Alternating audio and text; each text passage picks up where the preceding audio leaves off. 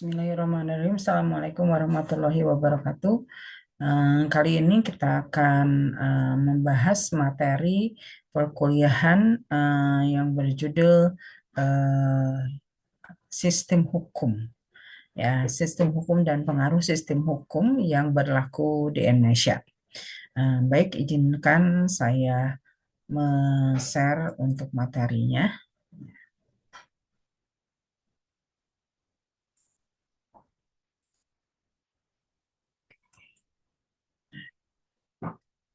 Sudah dapat terlihat ya. Sistem hukum. Sistem hukum yang berlaku di Indonesia, juga di dunia. Pertama kali kita bahas apa sih yang dimaksud dengan sistem hukum. Nah, sistem hukum itu dikatakan sebagai kesatuan yang utuh dari tatanan hukum yang terdiri dari bagian-bagian atau unsur-unsur yang satu sama lain berhubungan erat, terintegrasi satu sama lainnya. Jadi, sistem ini teratur, tatanan yang teratur, yang terdiri dari bagian-bagian di mana bagian satu dengan bagian yang lainnya terkait, ya, berhubungan. Nah, ada beberapa para ahli tentang sistem hukum dari Suyono Sukamto, dari Sacipto Raharjo dan sebagainya. Nah, ciri-cirinya sistem hukum itu terstruktur, normatif, dinamika, fungsi mengatur, ya. Nah, kemudian kalau kita mensitir dari pendapat Friedman bahwa ada 3 elemen atau 3 unsur sistem hukum, yaitu substansi hukum atau legal substance, yang terdiri dari aturan-aturan termasuk di dalamnya undang-undang, teori hukum, prinsip hukum. Nah, kemudian yang kedua, substansi ini ditegakkan struktur hukum atau law enforcement, ya, legal structure. Nah, ini di mana sistem hukum itu ditegakkan melalui lembaga-lembaga hukum yang menjalankan hukum seperti pengadilan, aparat penegak hukum, ya. Kemudian unsur yang ketiganya adalah legal culture atau budaya hukum, yaitu kesadaran hukum masyarakat, sikap pandangan dan perilaku masyarakat terhadap hukum. Nah, seperti kita ketahui bahwa apa sih yang tadi dikatakan bahwa ada kesatuan itu mempunyai tujuan. Di mana sistem hukum itu mempunyai tujuan. Tujuannya apa? Tujuannya yaitu kalau kita mensitir dari beberapa, ya, pendapat ahli, ada Aristoteles, ada Jeremy Bentham, ada Hawkinson, ada Roscoe, ya. Kalau Aristoteles lebih ke apa? Ada keadilan, Jeremy Bentham lebih pada kebahagiaan, ya, ada greatest number, the greatest happiness, the greatest number, ya. Kemudian Hanne Carlson lebih condong pada ketertiban, dan Skopun pada pembaharuan atau perubahan. Nah, sering yang dipakai ada tujuan hukum itu mengacu kepada Gustav Pragbo, ya, di mana tujuan hukum itu bermuara pada satu hal sebetulnya, tujuannya keadilan. Tapi dengan tidak menutup kemungkinan bahwa di dalam prakteknya tujuan hukum itu bisa untuk mencapai kepastian, kemanfaatan, ya. Jadi tiga tujuan hukum itulah dia yang bermuara pada keadilan. Tapi selain dari itu ada juga tujuan hukum yang lain, misalnya ketertiban, ya, keamanan, keharmonisan, gitu. Tapi semuanya mengarah pada keadilan sebetulnya kalau kita ngambil dari satu muara, ya. Kalau ngambil 3 muara, keadilan, kepastian, dan kemanfaatan, ya.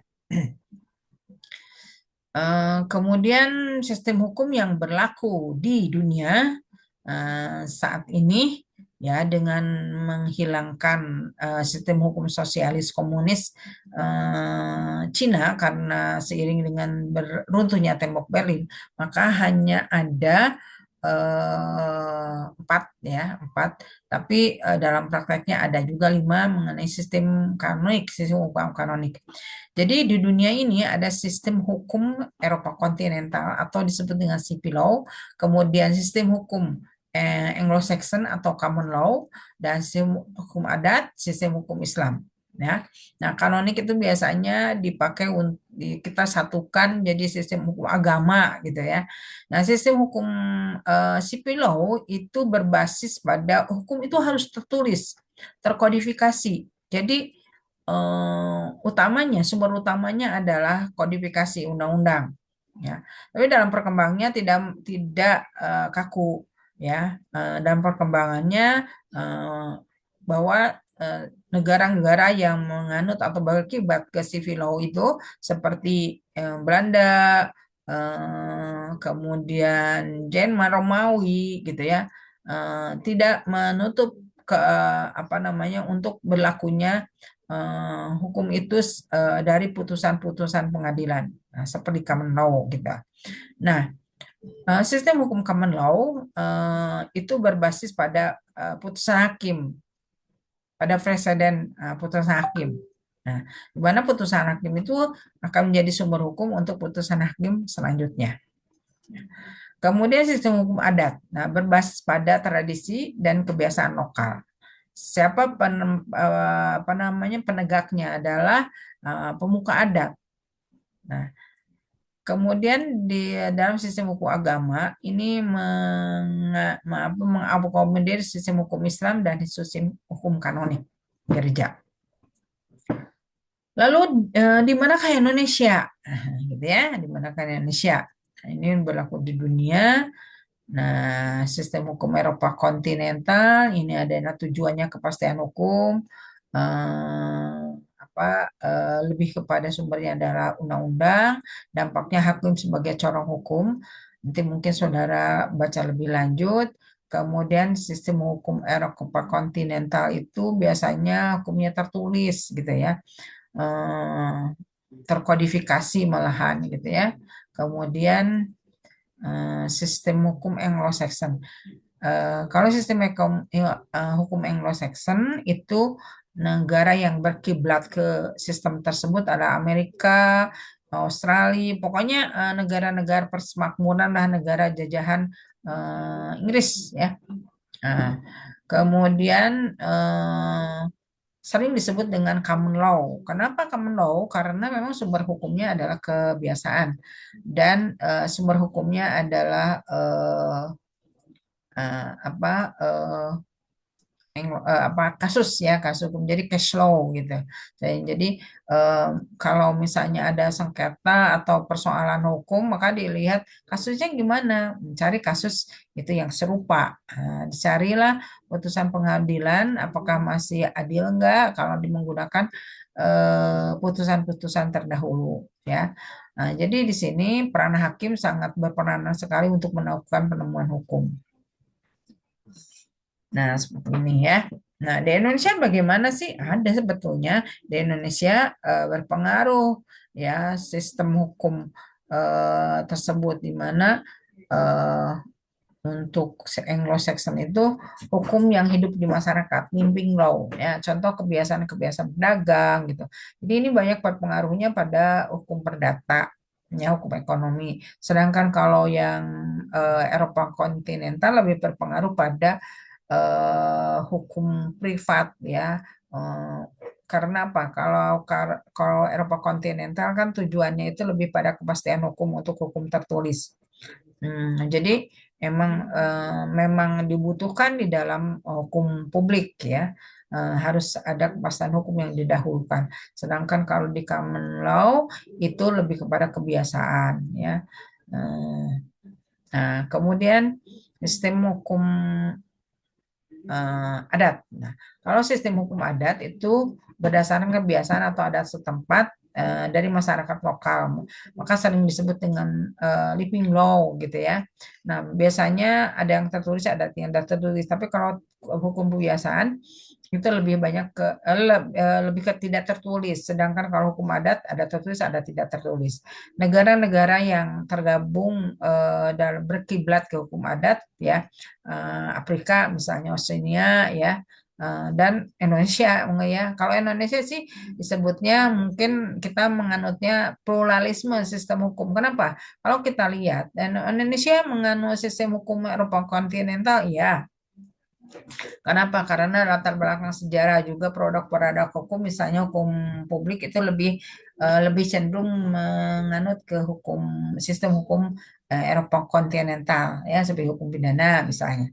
Karena tujuannya adalah kepastian hukum yang lebih diutamakan ketika kita mengatur tentang kepentingan publik. Kemudian kalau misalnya apakah Indonesia menganut sistem hukum Anglo-Saxon? Ya.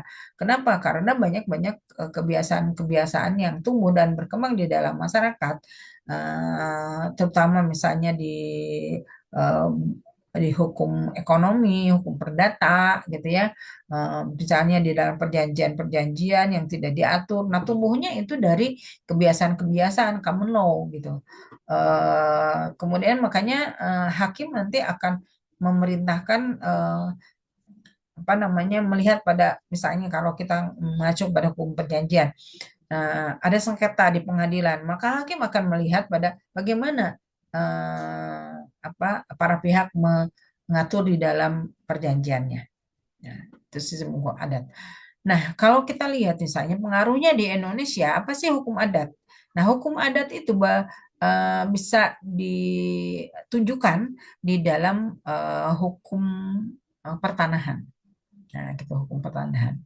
Nah, kemudian kalau di hukum ya, kemudian di lokal-lokal tertentu, daerah-daerah tertentu masih berlaku hukum adat itu, ya.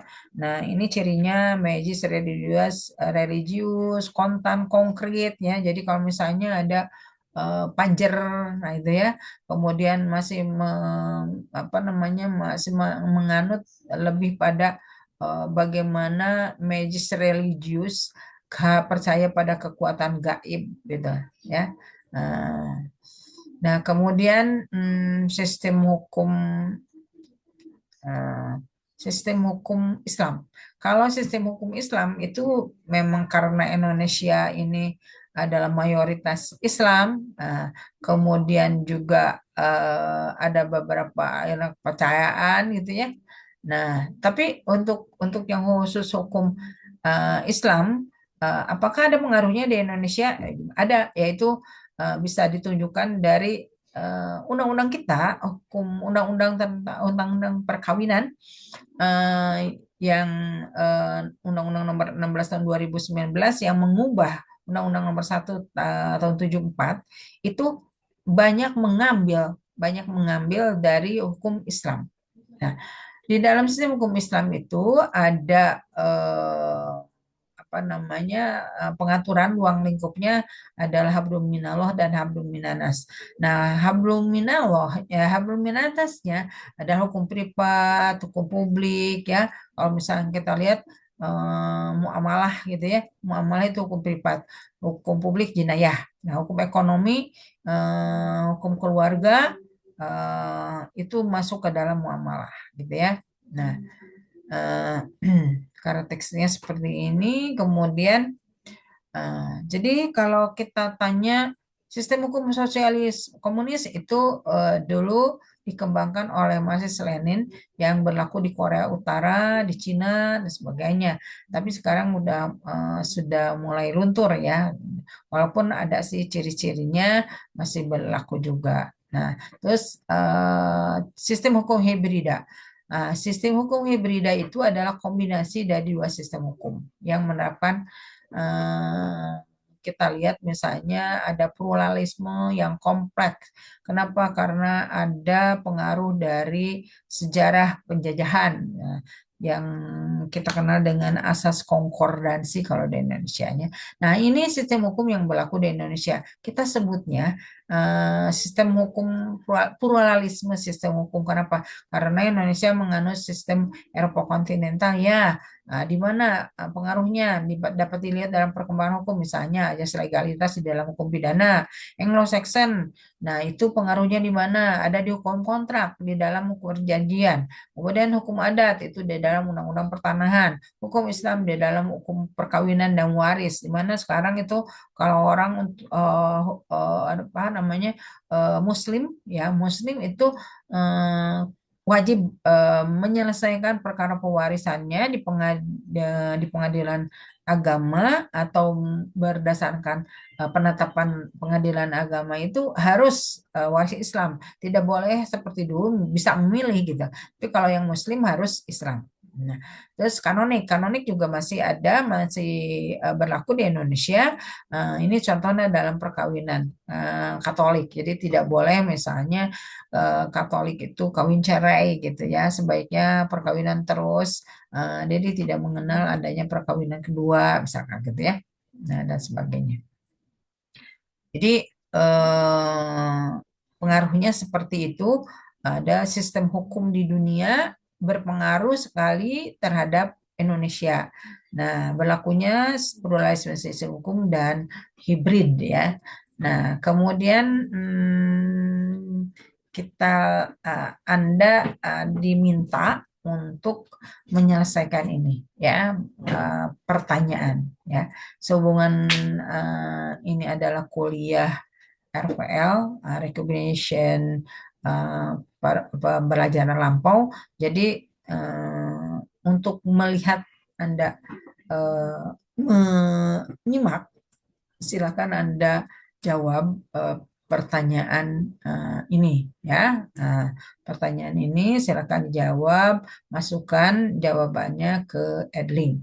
Jadi ini mata kuliah pengantar hukum Indonesia itu kenapa disebut dengan pengantar, apa maksudnya pengantar, kemudian apa bedanya dengan PHI ya, hukum Indonesia, pengantar hukum Indonesia dan pengantar ilmu hukum ya. Kemudian jelaskan tadi yang sudah saya sampaikan apa dengan sistem apa maksud atau ada pengertian sistem hukum, fungsinya apa, cirinya apa, terus sistem hukum hibrida, Indonesia menganut sistem pluralisme sistem hukum, kenapa jelaskan oleh saudara.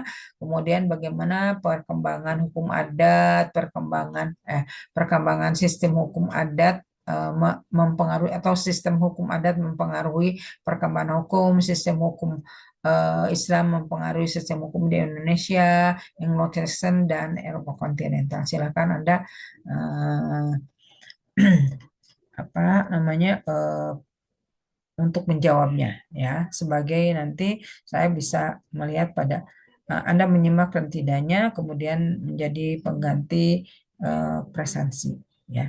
Itu aja yang bisa saya sampaikan di sini. Terima kasih. Assalamualaikum warahmatullahi wabarakatuh.